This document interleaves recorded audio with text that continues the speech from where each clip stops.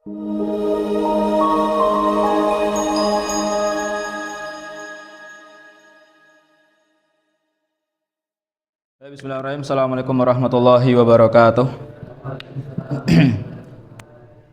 Alhamdulillahirrahmanirrahim. Wassalatu wassalamu atamani akmalani ila sayyidil mursalin sayyidina Muhammadin wa ala alihi wa sahbihi at-tayyibin ajmain, amma ba'du. Wa nas'alullaha yamunna alaina bil ilmi nafi' wal amali shalih wa an yufaqqihana fid din wa an yaftaha lana futuhal arifin wa an yarzuqana al ikhlasa fil aqwali wal a'mal. Allahumma amin. Kaifa halukum?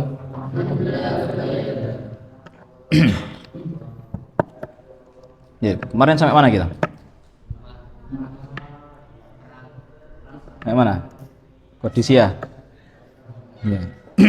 Jadi kita kemarin sudah bahas detail sedikit ya, apa tentang Yarmuk, apa perang di Yarmuk. Jadi memang Yarmuk ini menjadi apa ya, loncatan besar dalam apa memudahkan perjalanan kaum muslimin di daerah Syam, ya, ataupun dalam melawan Romawi, Imperium Romawi. Bahkan ya dari Yarmuk, ya dari titik Yarmuk ini kalah, ya ibaratnya karena pasukan apa namanya Romawi itu sudah banyak yang gugur, ya tahu sendirilah. Anda bisa bayangkan bagaimana orang 80.000, ya itu berarti kan sepertiganya pasukan itu dirantai dan ketika akhir itu dipojokkan ke jurang. Dan satu rantai itu, ya pasti per rantai itu nyambung 10.000 orang. Kalau udah jatuh, 10.000. Ya bahkan ya mungkin bisa 80.000 itu yang mati duluan. Ya, yang pasti udah mati ya, kalau misalnya jatuh. Dan dari ini yang menyebabkan apa namanya Heraklius ya sudah mundur ya dari istana di Suriah itu. Ya mereka mundur ke Romawi Barat yang ada di Eropa. Ya bahkan dengan kalimat beliau yang dicatat sejarah ya, wadaan ya Suriah. Ya selamat tinggal wahai Suriah. Sudah tidak ada lagi pertemuan kita setelah ini. Ya, karena ibaratnya sudah nggak mungkin bisa kembali. Karena bala tentara Romawi itu sudah habis betul-betul habis. Ibaratnya mungkin ada tapi ya sedikit-sedikit terpecah-pecah di beberapa kota. Hingga makanya itu nanti apa namanya di Yarmuk ini selesai, ya Abu Ubaidah masuk ke Suriah. Hingga kemudian nanti sama Umar diberikan kewajiban tanggung jawab untuk menjadi gubernur di Suriah. Kemudian Khalid ngapain? Ya Khalid nggak kembali ke Irak waktu itu. Ya untuk mempertahankan ini. Ya untuk ibaratnya membabat habis kota-kota di sekitarnya lah. Di sekitar Suriah ini. Ya nanti Homs atau Hims ya kalau bahasa dulu. Kalau sekarang Homs yang daerah Irak masuknya. Yaitu ditaklukkan kecil-kecil ya karena sudah baratnya. Kemudian dari situ pecah kembali. Maksudnya dipisah-pisah kembali. Kemudian Amr bin As kembali kepada tugas awalnya. Ya kan sebelumnya tugas awalnya di mana Amr bin As? Ya Palestina, untuk menaklukkan Palestina. Jadi sebelumnya berangkat, tapi habis itu ibaratnya suruh kumpul dulu di Yarmuk. Sudah selesai di Yarmuk ini, Abu Ubaidah diam di Suriah dengan beberapa pasukan. Di situ nanti juga ada Abu Sufyan, Hindun, jadi berhenti di Suriah, di Syam. Ya pusat kotanya Syam, Damaskus. Kemudian ya Khalid bin Walid menyapu Romawi di sekitarnya. Ya kemudian Amr bin As diperintahkan untuk ke Palestina. Ya untuk ibaratnya membuktikan janji Rasulullah SAW bahwasanya Palestina itu akan jatuh atau akan dimiliki kembali oleh kaum muslimin. Kemudian jadi ibaratnya ini kejadiannya bareng. Jadi tahun 14 Hijriah ini sudah kemenangan Yarmuk. Ya kemenangan Yarmuk ya. Daerah mana? Daerah sana. Ya di Kodisia atau di Persia ini juga lagi panas-panasnya. Ya ibaratnya Musanna ini ibaratnya kemarin ketika sudah kekosongan pasukan, ya sudah mulai merasakan hambatan-hambatan. Ya karena mungkin kekurangan dan orang-orang topnya itu sudah berkurang di situ. Kemudian Islah yang kemarin ya, bahwasanya ada beberapa kekalahan di Persia, salah satunya di perang jembatan atau perang Jisr namanya. Jadi memang di sebuah jembatan.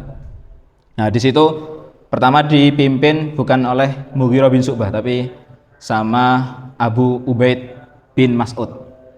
Ya, yang kemudian beliau ini syahid di jembatannya ini.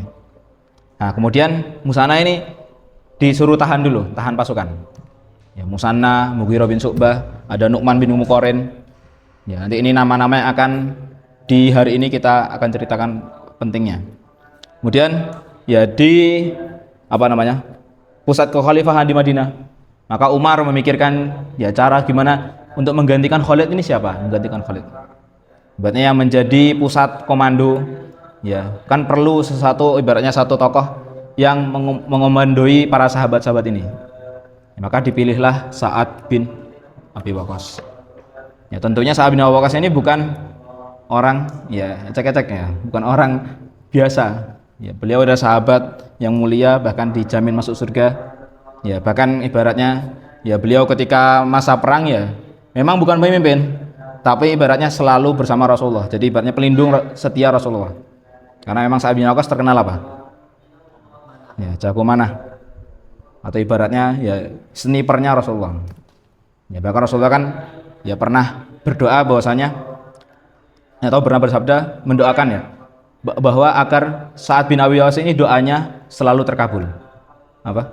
Sa'ad bin Abi Waqqas doanya akan selalu terkabul. Jadi ketika di perang Uhud ya, ketika beliau berada di di garis akhir ketika menunggu Rasulullah, sudah ya kaum muslimin sudah terporak-parat gara-gara kaum musyrikin, kemudian gara-gara pasukan panah itu ya yang turun dari gunung.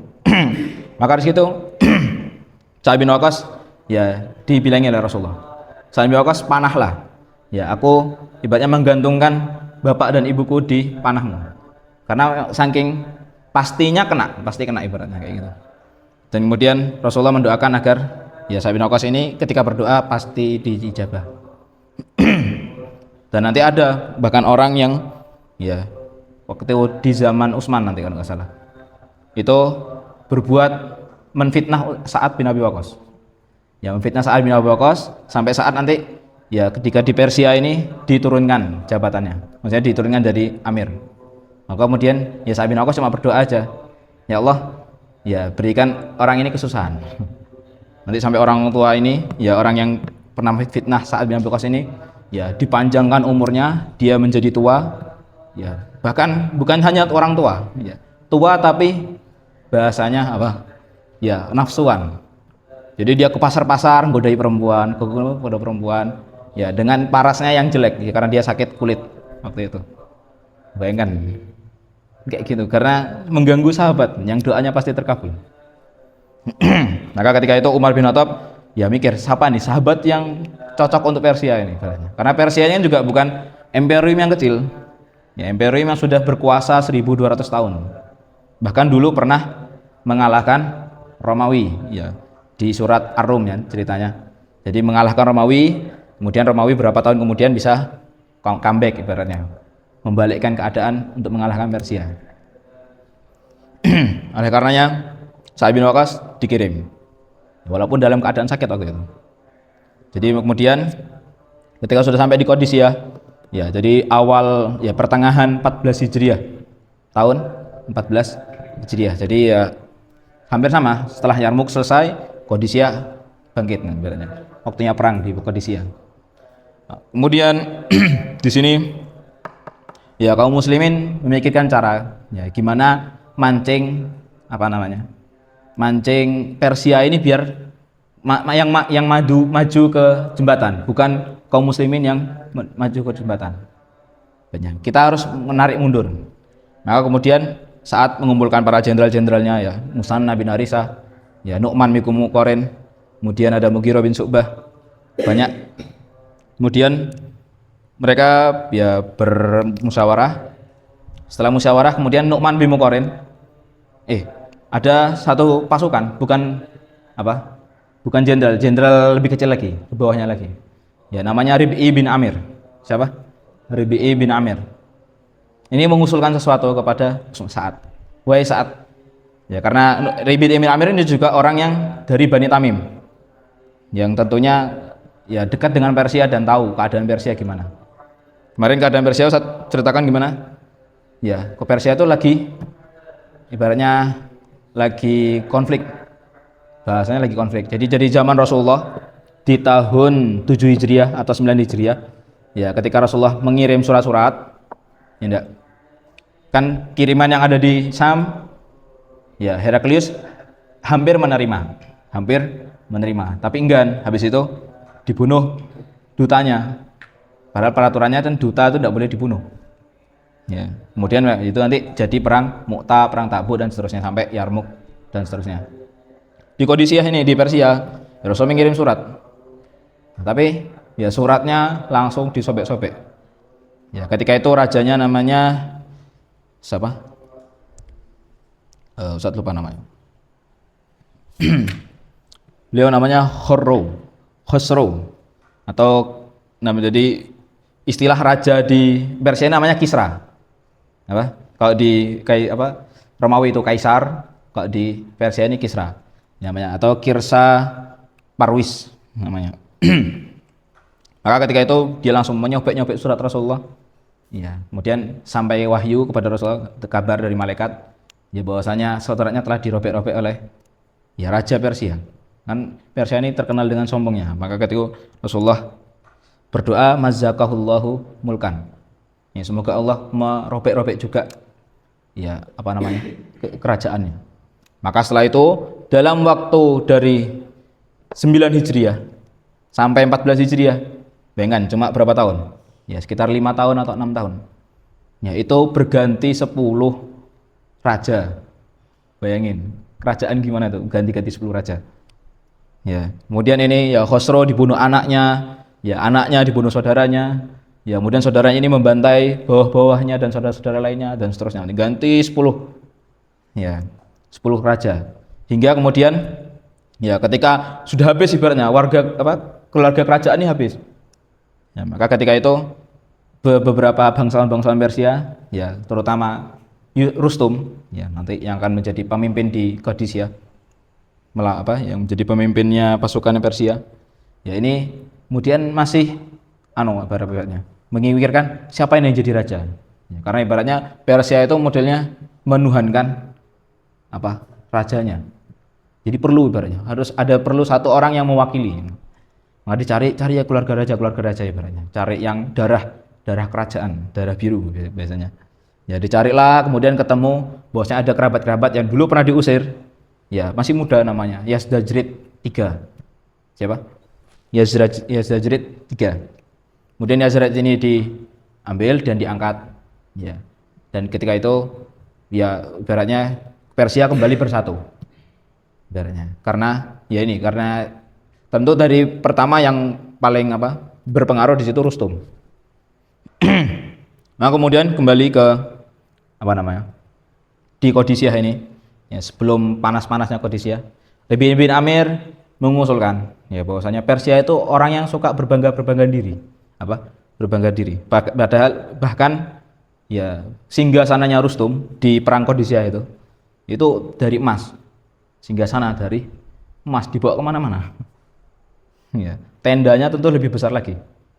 Maka ketika itu Rabi' bin Amir mengatakan, ya utuslah beberapa orang dari kami, ya pilihlah orang yang badan-badannya ibaratnya yang fisiknya bagus, ya tapi berikan kami pakaian yang jelek. Berikan kami pakaian yang jelek. Dan intinya ingin delegasi dulu lah, mengecek atau ibaratnya memanas-manasi di Persia ini. Maka ketika itu Rabi' bin Amir menawarkan diri, biar nanti saya dulu saat yang akan menemui mereka. Nah kemudian Rabi' bin Amir, ya udah, pakai caramu, bagaimana? Kemudian Rabi' bin Amir ya menggunakan keledai, ya menggunakan keledai, ya atau bahkan ada yang mengatakan kuda yang sakit. Ya dia pakai baju biasa, bahkan ibaratnya compang-camping. Ya utusan. Ya kemudian datang ke pasukannya Persia, datang menemui Rustum. Ketika masuk tendanya itu, itu permadaninya itu full emas. Full emas. Kemudian ya ketika disuruh turun sama pasukan ya kan. Siapa ini orang ini gitu. Kayak gini dinamakan utusan ya. Kayak gini dinamakan utusan. Jadi memang persepsinya Persia ke Arab itu memang orang-orang yang miskin, orang-orang yang ya jahiliyah, memang dibilang jahiliyah. Ya orang-orang yang nggak punya kerajaan memang. Kan memang di Arab tuh di Mekah nggak ada punya istana tuh nggak punya sama sekali. Maka ketika itu, betul ya, mereka merasa betul, kayak gini tuh pasukan Islam. Jadi merasa sudah tinggi. Ya kemudian ya disuruh turun, nggak mau turun. Siapa? Nggak mau turun ini. Tapi dia turun masuk dulu, ya kemudian baru turun dari tunggangannya. Tunggangannya dikaitkan ke bantal, yang mana bantalnya katanya itu dari emas juga, dilapisi kain emas. Persia ini memang sangat sangat suka berfoya-foya. Ya, bahkan nanti kalau sudah kita ambil di akhir ya, nanti ketika Umar didatangkan ghanimah dari Persia, ya Umar berkata, ya Allah, apakah ini fitnah dunia yang engkau datangkan kepadaku? Ya karena saking banyaknya ghanimah, bingung kan? Mau gimana ini emas semua, ya, uang semua, dan itu pasti bukan cuma ya satu onta, berunta-unta, karena nanti banyak kerajaan yang ditaklukkan. Dan selanjutnya Ribi bin Amir masuk, tek. Ya tentunya di situ ada Rustum disinggah di sananya. Ya kemudian ada para ini ya ajudan-ajudannya lah, para bangsawan-bangsawannya. Masuk menghadap ke Rustum. Kemudian disuruh pertama disuruh duduk di bantalnya itu. Ya, kemudian Ribi bin Amir langsung ngambil bantalnya, dibuang. Ya, karpetnya diangkat. Mending duduk bawah. Kemudian dia duduk bawah. Ya. Langsung di situ kan marah semua, ini orang dikasih fasilitas enggak mau malah ditolak ibaratnya. Ya kan. Kan Persia ini pengennya bangga nih, kasih. Kamu pasti seneng tak kasih bantal emas ya ibaratnya. Tapi enggak, Ribi bin Amir enggak mau. Ya karena tahu Persia ini gampang dipanas-panasi dan suka berbangga diri. Maka ketika dikasih apa dibuang. Ya suruh duduk di sini, enggak mau. Saya ini. Bahkan ketika waktu masuk itu katanya diperintahkan untuk nunduk, untuk nunduk. Tapi Rustum enggak mau, Ribi bin Amir enggak mau. Ya, dia tetap ya berdiri seperti ini dengan menyeret pedangnya. Jadi pedangnya menyobek karpet emasnya itu. Kemaki itu ya, kayaknya kayak gitu. Nggak takut mau misalnya nanti dibunuh di situ ya udah, ya tetap perang nanti. Tapi ibaratnya ini untuk meruntuhkan dulu, memanas-manasi biar nanti ketika Qadisiyah itu mereka yang maju ke Jisr. Ya. Biar ketika Muslim itu melewati Jisr kalau udah menang ya sudah aman, sentosa ya nggak usah takut ada serangan. Maka kemudian sampai di depan Rustum, jadi ditanya-tanya seperti itu berkali-kali, ditanya apa yang kamu bawa? Ya saya membawa gini. Ya bahwasanya iman kepada Allah dan iman kepada Rasul. Ya kemudian kami diperintahkan untuk ya menghilangkan dari sesembahan selain Allah, terutama kepada manusia, dan seperti itulah. Ibaratnya memahamkan Islam dalam waktu cuma satu momen itu. Bisa enggak? Bahkan kayak saya lupa perkataannya. Itu rasanya perkataan yang bagus. Ada di buku Tarikh Tabari. Bahasa Arab. Ya, Rustum orang yang cerdas, tentu. Ini yang datang ini bukan orang biasa. Bukan ditanya sama Rustum, apakah semua kaum muslimin sepertimu? Ya. Kemudian Ribi bin Amir jawab, ya silahkan engkau mengecek sendiri. Apabila kamu ingin pembuktian ya maka kedepannya silakan panggil dari kami ya, atau ibaratnya masih ada. Jadi sebelum Qadisiyah ini masih ibaratnya delegasi terus. Ya, tapi yang lain ya semua orangnya tetap Allah orang Arab ya, banyak omongnya, ngapusi, ibaratnya sok pemberani. Nah kemudian ya Rustum ya udahlah dipanggilkan. Kemudian habis itu ya keesokan harinya ganti pasukan. Sampai ibaratnya Rustumnya pengen tahu ya benar enggak perkataannya Ribi bin Amir nih, bahwasanya seluruh kaum muslimin itu seperti itu. Jadi pernah Rustum ini menculik satu pasukan. Ya bahkan pasukan ini saking nggak terkenalnya nggak ada namanya. nggak ada namanya. Cuma dia pernah cerita, saya pernah diculik sama Rustum dan ditanya seperti ini. Ya diculik sama Rustum, ya kemudian diinterogasi. Apa yang Rasulmu ajarkan kepadamu? Ya udah, mengatakan sama persis apa yang dikatakan oleh Rib ibn Amir.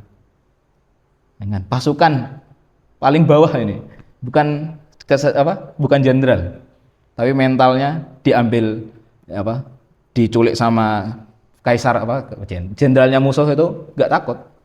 Ya, tapi tetap menjelaskan Islam dengan baik. Maka ketika itu Rustum pasti ibaratnya kalau misalnya ya kerajaannya ini nggak mau tunduk kepada kaum muslimin ini pada saat ini, maka Rustum ini sudah mengira bahwasanya nanti kalau misalnya kita kalah pasti kaum muslimin akan menguasai Persia seluruhnya. Rustum sudah berpikir sampai sana. Kemudian udah ya berjalannya waktu, ya terjadilah perang Qadisiyah. Ya dengan terkenalnya pasukan gajahnya. Ada 120 atau ada mengatakan 200 gajah. Dan itu enggak sedikit. Ya, pasukannya Persia total ya sekitar 120.000. Pasukan muslimin waktu itu 30.000. Dan ingat pemimpinnya Sa'ad bin Abi Waqqas lagi sakit. Bayangkan. Pemimpinnya lagi sakit. Gimana memerintahkannya? Maka ketika itu Sa'ad bin Abi Waqqas membuat siasat. Jadi kalau misalnya kita bayangkan ya. Di sini Persia, pasukan Persia. Ini tentu pasukan gajahnya. Jadi Persia karena saking banyaknya formasinya biasa. Depan gajah, belakang ya para pejalan kaki, infanterinya, kemudian belakang sini baru kavalerinya. Di sini singgasannya Rustum. Rustum di tengah. Sa'ad bin Waqqas untuk mengakali karena jumlahnya, ya jumlah dan ya pasukannya dibentuk biasa. Ya. Nah, cuman kemudian nanti di belakang sini, di sini dipisah orang ya per 10 atau per 20 orang. Jadi di belakang sini dipisah 20 ya dengan jarak tertentu. Untuk apa? Ya karena Sa'ad bin Waqqas itu jauh tempatnya, memerintah itu jauh. Ya.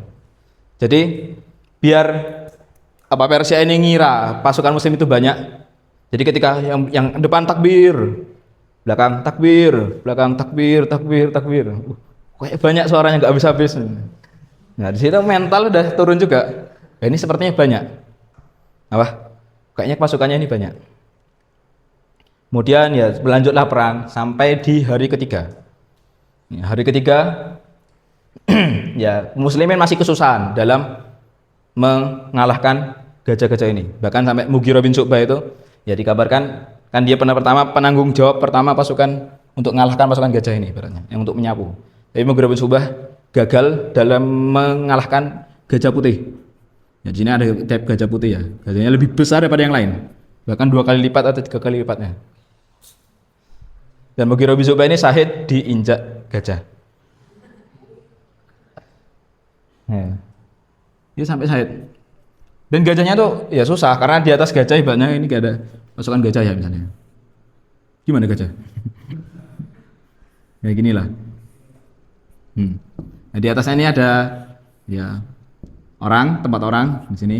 Ya di sini tuh panah tombak full. Ya bahkan mengatakan ada yang membawa ya ratusan tombak dan anak panah. Dan kuda tuh takut kalau ada kayak gini ibaratnya. Jadi ketika pasukan kuda maju, mundur lagi atau enggak ya jatuh. Karena bengkingan dari suara gajahnya itu. Ya, kemudian ya di sini menemukan buntuan toh ketika hari ketiga toh. Kemudian saat membuat siasat lagi, ya pasukan yang di depan dipindah ke belakang. Pasukan yang kanan, sayap kanan dipindah ke kiri. Ya ke kiri pindah ke kanan. Nah, ketika itu Persia ya sudah ya capek juga kan Persia 3 hari perang. Ketika ngelihat kok orang-orang masih sehat-sehat semua. Ya waktu mau perang pagi-pagi misalnya, ketika mau mulai lagi ke hari keempat kok mulai sehat-sehat lagi. Ini kayaknya bukan orang kemarin, ini orang baru. Nah, Persia itu mengira ada bantuan padahal nggak ada. Di sini salahnya pertama. Mereka sudah mulai takut. Kemudian ya ketika perang berkecamuk tengah-tengah ini, ternyata ya Umar bin Khattab membuat keputusan yang pintar juga. Ya mengirim pasukan dari Sam ya ke sini. Ya. Kemana? Ke Qadisiyah. Jadi dari Yarmuk kembali lagi ke Qadisiyah. Tapi bukan Khalid yang mimpin. Siapa? Kok bin Amrum. Ya nanti kok ini juga ibaratnya berpartisipasi banyak prestasinya di Persia ini. Ya, karena kok bin Amrum dari Bani Asad. Ya, dan Bani Asad terkenal berani dan ahli mengalahkan hewan-hewan besar. Sebenarnya gitu. Karena pintar berburu. Nah ketika itu ya kok bin Amr cuma bawa 1.000, cuma bawa 1.000. Tapi ketika datangan dari samping, ya di sini kuda-kudanya gajah-gajahnya sudah mulai banyak yang digugurkan. Ketika hari kelima bahkan sampai gajah-gajahnya itu sudah tinggal dikit, ya sudah habis. Kemudian kaum muslimin pasukan berkudanya bisa maju, ya dan di hari kelima Rustum terbunuh. Ya ketika ini langsung. Ya ibaratnya pintu pembuka futuhat di Persia mulai mudah. Mulai mudah. Tentunya perang berakhir di tahun berapa? Di Qadisiyah ini tahun 13. Ada yang mengatakan tahun 15. Jadi tahun 15 awal itu Qadisiyah berakhir. Ya, kemudian dari situ ya mungkin ini nggak banyak di buku-buku diceritakan ya, karena memang kurang terkenal. Kemudian di sana ketika Qadisiyah selesai, ya Sa'ad bin Abi Waqqas langsung menyerang ke ibu kotanya Kisra, ibu kotanya tempat kerajaannya Kisra Persia yang terbesar, yaitu di Madain. Ya. Setelah beberapa waktu di sana ngepung, ya kemudian bisa mengalahkan Madain, yang dimana Madain ini menjadi pintu untuk kedepannya. Kemudian kaum muslimin dibagi, ya ada Abu Musa al-Asy'ari ke Tustar, ada namanya kota Tustar, karena Persia itu sangat luas ya. Dan jangan antum bayangkan ini kecil ya, ini luas. Sekarang ini Persia ini dibagi menjadi 30 negara. Bayangkan luasnya seberapa. Walaupun kelihatannya kecil ini. Ini banyak negara ini kalau sekarang. Tapi kalau dulu ini semua kekuasaan Persia. Maka ketika kaum muslimin berhasil ke Madain, kemudian membagi pasukan menjadi banyak. Ya, ke fokus satu-satu. Ya, ada Abu Musa al-Asy'ari ke Tustar, ya yang terkenal. Ya, kota dengan benteng airnya. Jadi bentengnya itu hampir seperti ya ibaratnya kayak gambaran kecil dari Konstantinopel. Jadi benteng ya dari kota, pinggirnya benteng. Ya di belakang benteng ini air dulu. Air. Ada sungai. Dan itu susah. Abu Musa al-Asy'ari termasuk agak lama menaklukkan itu, sampai 3 bulan mengepung. Ya. Di sana ada Hurmuzan. Ada Hurmuzan. Salah satu jenderal besar bawahannya Yazdajrid. Kemudian ada kaum muslimin lagi yang dikirim ke Jalula, yang dikenal dengan perang Jalula. Ini perang yang paling berat di Persia. Jadi setelah Qadisiyah ada perang Jalula. Jalula ini lebih unik lagi, tempatnya pegunungan. Ya. Dan ketika itu Persia sudah persiapan, karena sudah tahu Qadisiyah sudah jatuh, Madain sudah jatuh. Pasti setelah ini pasti akan Jalula akan jatuh. Maka mereka dengan siasatnya buat parit-parit yang banyak, buat jebakan-jebakan yang banyak. Jadi ibaratnya kota, benteng, ya ini banyak parit-paritnya.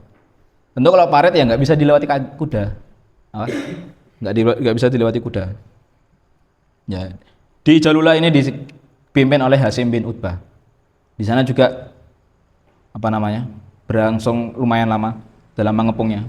Baratnya kayak ujian kesabaran. Siapa yang sabar? Siapa yang sabar antara Persia sama kaum muslimin. Maka ketika itu kaum muslimin ya singkat cerita bisa memancing pasukan-pasukan Persia ini untuk keluar dari bentengnya. Nah, kemudian karena kaum muslimin kalau ibaratnya face to face ya menang. Ya. Ini kalau masalah sudah dalam apa benteng ya. Karena kaum muslimin belum di situ belum ditemukan meriam gitu. Ya, manjanik itu pun ya berat dan nggak dibawa. Ya, karena memang belum apa namanya? Ketika itu kaum muslimin yang jauh dari Madinah. Kemudian juga ada perang Ubulah apa? Ubulah dan Basrah. Ya, Basrah ini dipimpin oleh Utbah bin Ghazwan. Jadi 3 pasukan dipecah dari Madain, 1 ke Tustar, Abu Musa al-Asy'ari. Kemudian ya Jalula ada Hasim bin Utbah. Kemudian di mana Basrah ada Utbah bin Ghazwan. Ya, setelah ini hancur-hancur semua, maka Yazid ini belum terbunuh. Apa? Yazid belum terbunuh. Lari lagi, seret lari. Dia ke bagian barat, ya bagian utara lah, bagian baratnya Persia, di gunung-gunung. Ya, kemudian nanti ada peran tahun 21 Hijriah. Jadi kan lama ini perangnya. Bayangkan kondisinya 15 Hijriah. Ya, sampai perang mana? Perang ini Nawahan ya tahun 21 Hijriah. Di 21 Hijriah ini ya terjadi perang Nawahan. Ya. Apa namanya? Jenderalnya namanya Zakros. Zakros. Dipimpin oleh ya kaum muslimin dipimpin oleh Nu'man bin Muqarrin ya sama Hudzaifah al-Yaman. Hudzaifah bin Yaman. Hingga nanti di Nawahan ya bahkan ini Yazid ibaratnya bisa mengumpulkan kembali pasukan-pasukannya hingga berjumlah 100.000. Ya di Nawahan, kota di pegunungannya kalau sekarang di baratnya Iran. Bagian baratnya Iran. Ya, setelah ibaratnya singkat cerita Nawahan perang ya. Kemudian bisa memenangkan perang itu Nu'man bin Muqarrin. Walaupun ya ketika diceritakan Nu'man bin Muqarrin ketika itu syahid. Apa? Syahid di situ. Kemudian diganti Hudzaifah bin Yaman. Bin al-Yaman atau terkenal Hudzaifah al-Yaman. Ya, kemudian perang Nawahan ini dinamakan Fathul Futuh. Apa? Fathul Futuh. Karena ibaratnya ya Nawahan ini baru ibarat Yarmuk di apa? Romawi. Jadi Nawahan setelah Nawahan ini perangnya sudah mulai mudah. Ya, tinggal nanti ya nyari ya Yazid ini loh biar enggak ibaratnya biar enggak bentuk pasukan lagi. Ya. Aslinya muslim sudah bisa ibaratnya bangun kota di situ sudah bisa bertahan. Ya, cuma ibaratnya karena Persia ini masih ada kasak kusuk untuk mengumpulkan pasukan lagi kan sangat luas ya. Bahkan sampai daerah sini ya, daerah Stan, Azerbaijan, ya Kazakhstan dan seterusnya. Ya. Mereka masih banyak Yazid ini masih ya dibawa sama pasukan-pasukannya ya untuk mengumpulkan pasukan karena kan mereka tahu Tuhannya masih ada, masih hidup yaitu Yazid. Ya. Walaupun secara ibadah memang nyembah api. Tapi tokohnya ya kayak Firaunnya ya Yazid itu Kisra. Nanti Yazid dibunuh saat tahun 30 ya 30 Hijriah 31 Hijriah di zamannya Utsman nanti apa di zamannya Utsman.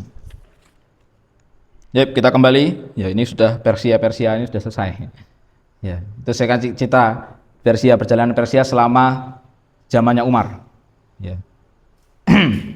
Kemudian kita kembali ya ke pasukannya Amr bin As. Amr bin As masih di Palestina.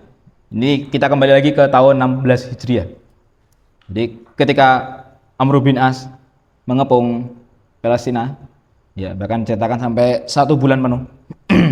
Kemudian Paulus siapa namanya? Saya lupa. Ya Patriark Soproinus. Ya. Ini ibaratnya kepala agamanya apa di Palestina ini, kepala gerejanya. Kemudian memberi isyarat kepada Amr bin As. Kamu boleh masuk tapi ya dengan syarat apa? Amirul Mukminin yang datang.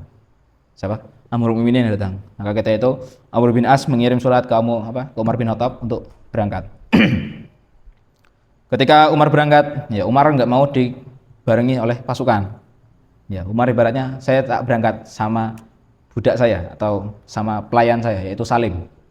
Siapa? Salim. Yang terkenal. Kalau misalnya antum tahu cerita Umar ngasih makanan ke ibu-ibu yang masak batu, ya kan itu ada pelayannya yaitu namanya Salim. Ya ini nanti Salim ya punya anak dan nanti keturunannya terkenal nanti jadi dinasti Mamalik. Ya, yang dinasti Mamluk itu nanti kalau antum baca urutannya ke Salim ini ujungnya. Karena kan dia pelayan. Ada yang mengatakan mantan budak.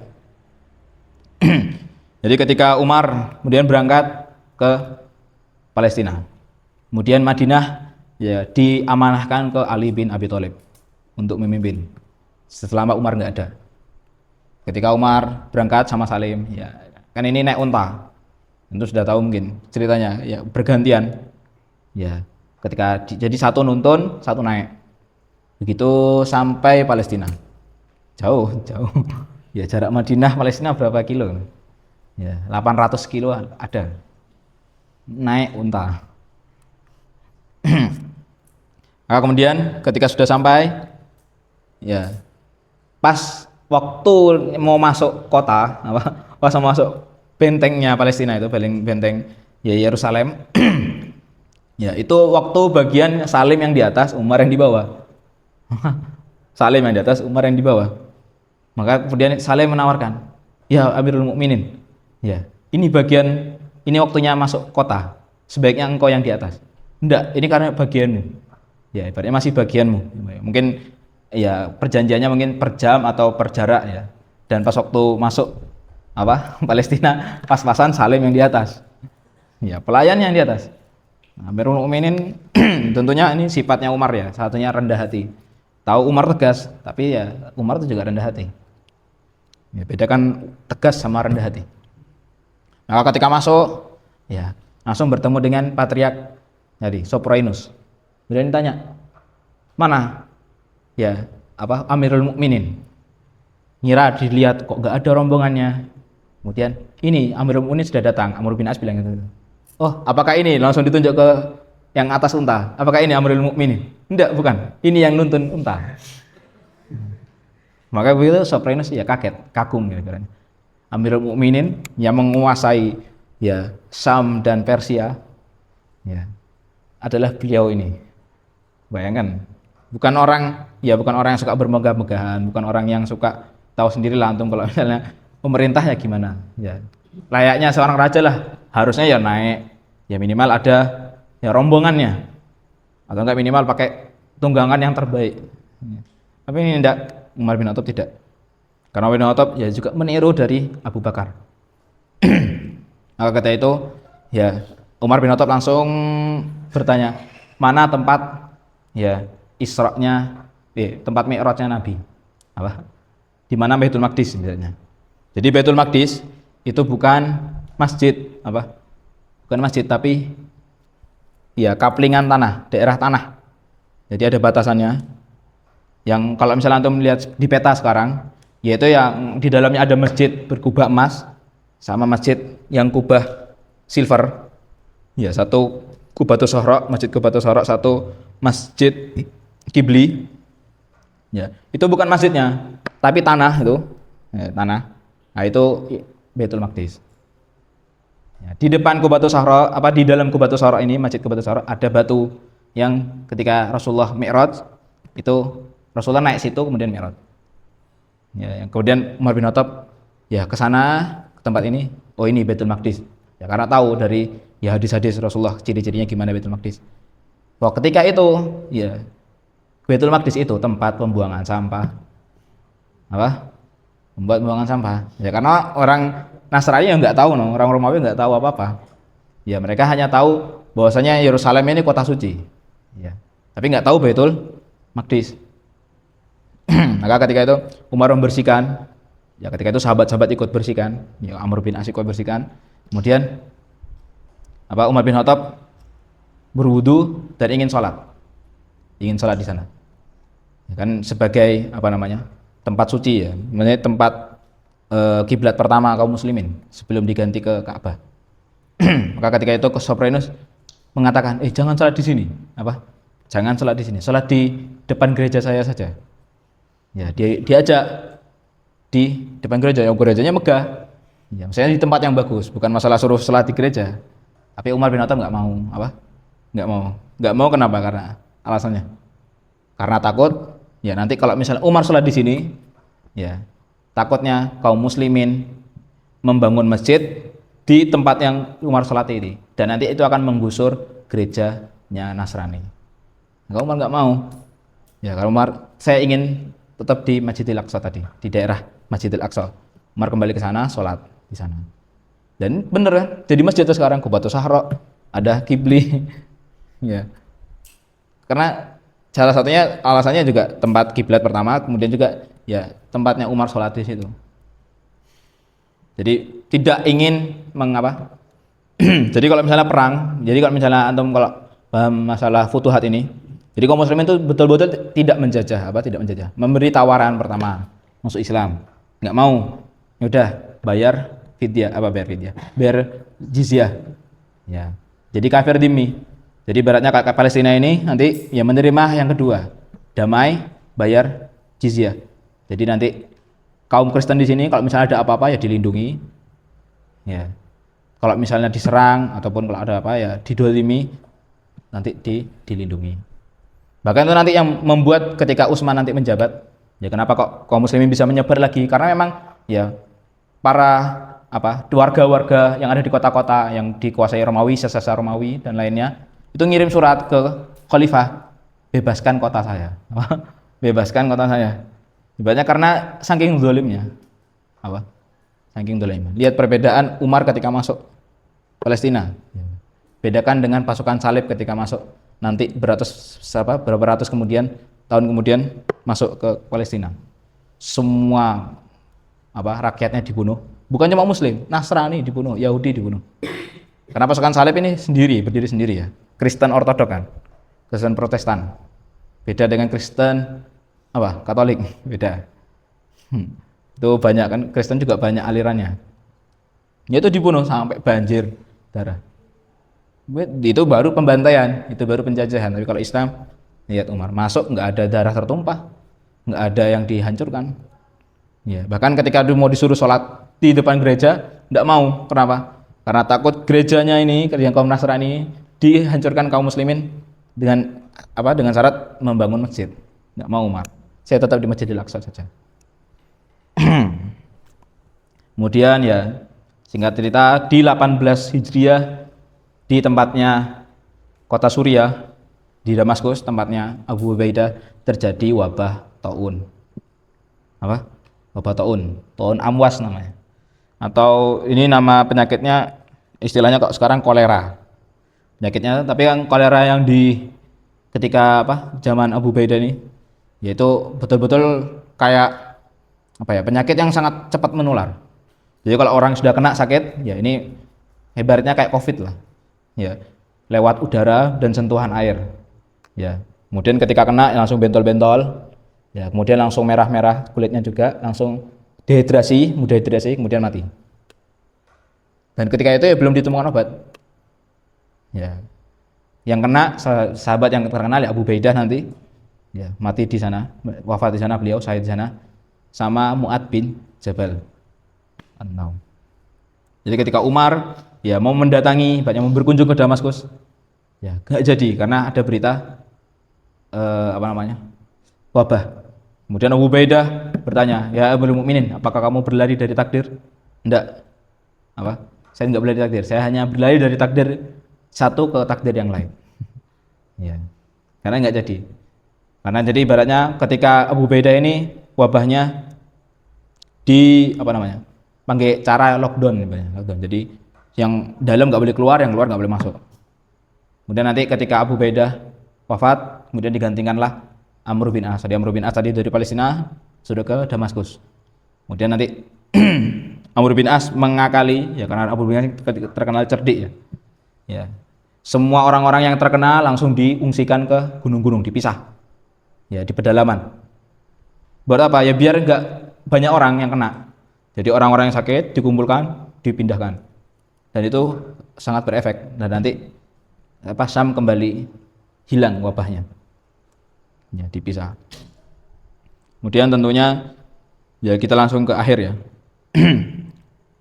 Di pertengahan tahun 1920 ya buku pembukuan Al-Quran sudah selesai di zaman Abu Bakar. Ya semua Al-Quran sudah selesai. Kemudian dijadikan satu menjadi namanya Mushaful Imam. Mushaful Imam. Dan Mushaful Imam ini kemudian sama Umar diamanahkan kepada Hafsah bintu Umar. Masjid Hafsah bintu Umar. Kenapa namanya Hafsah bintu Umar? Ya karena itu tempat mengumpulkannya lembaran-lembaran Al-Quran. Itu asal usul nama masjid ini namanya Hafsah bintu Umar. Mushaful Imam namanya. Maka kemudian tahun 23 Hijriah tahun 23 Hijriah. Jadi ini 23 Hijriah Umar setelah memimpin kaum muslimin selama 10 tahun. Karena tadi kan perang Persia tadi tahun 21 ya, perang di Madain ya, istananya besar Kisra itu sudah jatuh kan di tangan kaum muslimin. Nah, ketika itu ya ada beberapa orang-orang yang ya kan ada tadi tawanan-tawanan itu menjadi masuk Islam ya. Ada beberapa yang masuk Islam kemudian dibawa ke Mekah, dibawa ke Madinah. Salah satunya seorang budak, dia ngaku Islam, yaitu siapa? Abu Lu'lu'ah atau namanya Firos ya. Firos atau Faros ya, lupa Ustaz namanya. Antara itu, ada yang mengatakan Faros, ada yang mengatakan Firos, atau terkenalnya dengan nama Abu Lu'lu'ah. Atau ada yang mengatakan Fairuz ya, Fairuz. Fairuz siapa? Ya, ketika Madinah kemudian ya pada suatu hari pagi-pagi ketika Umar memimpin sholat ya, jadi ibaratnya dendam orang-orang Persia ini masih ya pasti ada yang nggak terima lah, aku kok kalah yang kayak gini. Dan salah satunya ini Abu Lu'lu'ah ya, ketika sudah sampai kan dibawa jadi budak loh, jadi budaknya sahabat.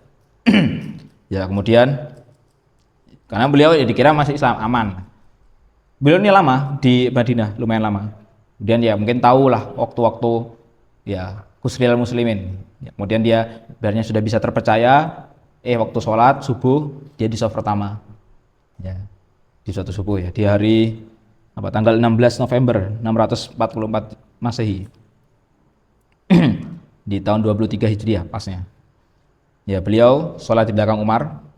Kemudian kita sholat ngapain ya, mengeluarkan pisaunya, dan pisaunya itu bermata dua ya, jadi baratnya ini gagangnya ya, ini seperti kayak ini.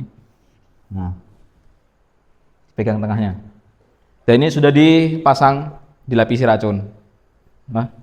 Dilapisi racun. Maka ketika itu langsung ya, masih di rakaat pertama subuh langsung menyerang Umar.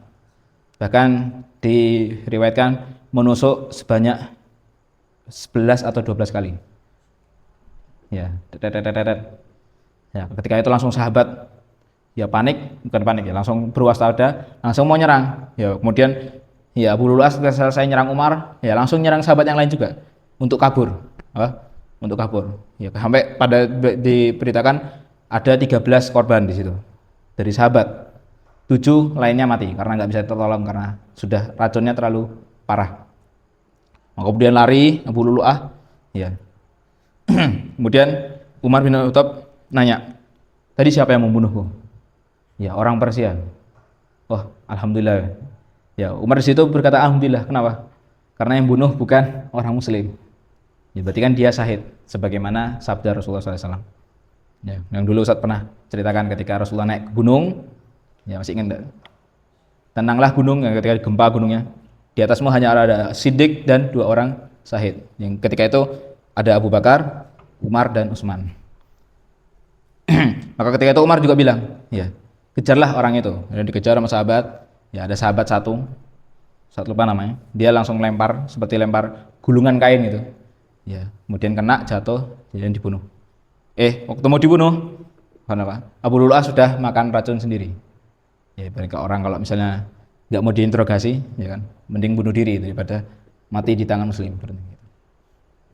Kemudian ketika itu Umar bin Khattab dibawa dan sholat ketika itu dipimpin oleh Abdurrahman bin Auf. Siapa? Abdurrahman bin Auf.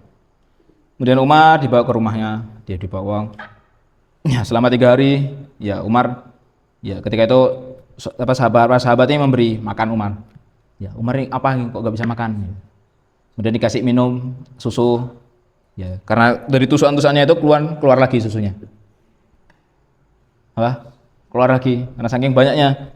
Ya kan dulu belum ada jahit, ya nggak bisa, nggak ada yang belum tahu orang jahit luka itu belum tahu. Ya jadi tentunya kemudian dikasih apa minum air biasa, ya keluar lagi dari lukanya. Maka sahabat ini sudah mengerti bahwasanya Umarnya akan tidak lama lagi akan syahid, akan wafat. Maka ketika itu Umar juga tahu lah dirinya sudah lemah ya kan. Maka di waktu 3 hari itu Umar kemudian ya membentuk apa namanya tim syura, tim musyawarah. Jadi cara memilih khalifah itu banyak. Kalau di Abu Bakar memilih langsung milih orang, tapi kok di zamannya Umar ini karena sahabatnya banyak, maksudnya sahabat yang masih yang istimewa itu masih banyak, masih ada hidup semua. Abdurrahman bin Auf, ada Utsman, ada Ali, ada Sa'ad bin Abi Waqqas, ada Thalhah, ya. Maka kemudian Umar menunjuk 6 orang, 6 orang. Ali, Utsman, Abdurrahman, Thalhah, Sa'ad bin Abi Waqqas, sama Zubair bin Awam. Ya, kemudian Umar milih orang ke-7, milih orang ke-7, yaitu Abdullah bin Umar. Ngapain milih Abdullah bin Umar? Ya Abdullah bin Umar ini cuma buat menyeimbangkan. Jadi Abdullah bin Umar ikut untuk dia berhak milih tapi tidak berhak dipilih. Karena buat apa? Biar kalau misalnya 6 orang ini misalnya milih, ya 3-3 sama suaranya misalnya. 3 orang milih Ali, 3 orang milih Utsman misalnya. Nah, Abdullah bin Umar ini untuk yang menentukan biar enggak kayak gitu, biar enggak seri lah ibaratnya. Maka ketika itu sudah ya Umar bin Khattab kemudian ya sebelum wafatnya beliau memanggil, ya panggilkan saya Ummahatul Mukminin, ya Ummu Aisyah, panggilkan Aisyah. Kemudian Aisyah datang, ada apa ya Amirul Mukminin gini. Kemudian Umar bin Khattab ini minta izin, minta izin, bolehkah saya ya kuburkanlah aku di samping ayahmu, di samping Abu Bakar. Yang tahu Abu Bakar kan Rasulullah dikuburkan di rumahnya Aisyah, di sampingnya ya Abu Bakar, pas di perutnya Rasulullah SAW. Jadi ibaratnya kalau ini Nabi, ya kuburannya Nabi, di sini Abu Bakar. Ya, maka itu ini sudah tinggal satu tempat tok. Niatnya Aisyah pengen di sana, Niatnya Aisyah pengen di sana. Nanti, ya karena kan enak, ya dekat sama suaminya, dekat sama ayahnya. Tapi di sini, ya Umar bin Khattab ingin meminta izin. Kemudian itu Aisyah, ya udahlah, ya diizinkan beliau untuk ya ketika wafat nanti dikuburkan di sini. Kemudian nanti Umar dikuburkan di perutnya Abu Bakar. Di posisi kepalanya itu di perutnya Abu Bakar. Yang nanti sekarang kalau misalnya antum ke Masjid Nabawi ada raudhah, ya dan di dalam raudhah nanti ada kuburannya Rasulullah SAW bersama 3 ya, Abu Bakar dan Umar bin Khattab. Kemudian singkat cerita, ya sebagai penutup, tim musyawarah ini ya kemudian berkumpul, ya dipimpin oleh Abdurrahman bin Auf. Jadi ibaratnya penghubungnya, pembicaranya Abdurrahman bin Auf. Thalhah ketika itu memang nggak ada di Madinah, lagi di luar, sudah gugur satu suara. Kemudian Zubair bin Awam ini memberikan suaranya kepada Ali, memberikan suaranya kepada Ali. Kemudian siapa lagi yang ada? Sa'ad bin Abi Waqqas, Sa'ad bin Abi Waqqas memberi suaranya kepada Utsman. Seimbang. Seimbang. Maka kemudian Abdurrahman bin Auf ini ya bertanya, "Wahai Utsman, bagaimana ketika engkau menjadi khalifah?" Kemudian Utsman menjawab, "Saya akan berusaha sebaik mungkin ya mengikuti ajaran Rasulullah SAW dan juga para khulafa Rasyidin sebelum saya, yaitu Umar dan Abu Bakar." Kemudian Abdurrahman bin Auf manggil Ali, "Wahai Ali, bagaimana ketika engkau nanti menjadi khalifah?" Ali mengatakan, "Saya akan menggunakan Al-Quran dan sunnah dan Rasulullah SAW, dan juga dengan keputusanku sendiri. Apa? Dengan keputusanku sendiri. Karena Ali kan memang ya ahli tafsir juga, beliau ahli ilmu. Ya. Nah, kemudian Abdurrahman bin Auf juga berkeliling ke warga-warga Madinah, ya, menanyakan mana yang lebih layak. Ketika itu, ya ditanya Abdullah bin Umar, menurutmu mana Abdullah bin Umar, mana yang lebih, ya, lebih maslahat? Maka ketika itu keluarlah nama Utsman bin Affan. Ketika itu Abdurrahman bin Auf, ya, langsung mengumumkan kepada kaum muslimin bahwasanya diangkatnya Khalifah Utsman bin Affan di tahun 23 Hijriah. Dan ini telah selesai 10 tahun masanya Umar bin Khattab. Ada yang tanyakan? Nanti mungkin Utsman sama Ali kita akan bahas satu pertemuan nih. Karena memang mungkin tidak banyak hal detail tapi penting semua. Karena nanti di zaman Utsman ini mulai ada kembali api permusuhan, ya. Salah satunya penyebabnya nanti karena Islam sudah sangat menyebar, ya. Islam menyebar tapi karena di situ belum ada, ibaratnya belum ditemukan teknologi, belum ditemukan telepon ataupun lainnya. Maka nanti akan mulai banyak isu-isu, isu-isu propaganda yang nanti akan memanas di zaman Utsman. Yep, ada yang tanyakan? Sebelum kita tutup. Ada? Yep, nah, alhamdulillah. Alhamdulillah rabbil alamin.